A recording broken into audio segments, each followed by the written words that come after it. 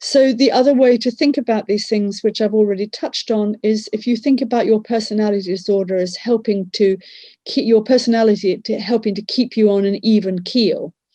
And therefore, if you have a personality disorder, you find that you can't regulate your own mind.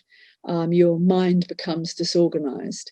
And some people have argued that we could think of there are maybe two different kinds of personality dysfunction. There might be a childhood onset one, which is associated with genetic vulnerability and high levels of environmental risk.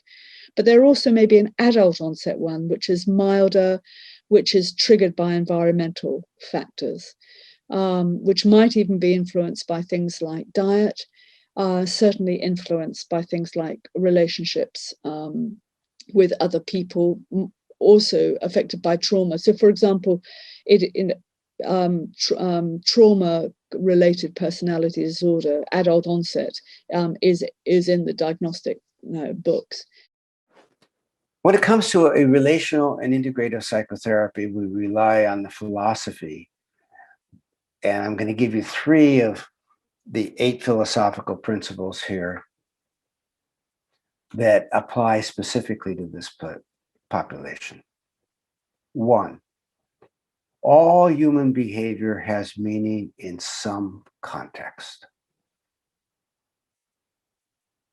2, people suffer from relational disruptions, not psychopathology. 3, all human experience is organized physiologically, affectively, or cognitively, which means that we have memory going all the way back to infancy.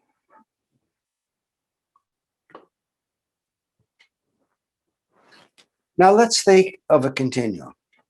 If we're talking about borderline disorder, we can have disorder, we can have a pattern, and we can have a style.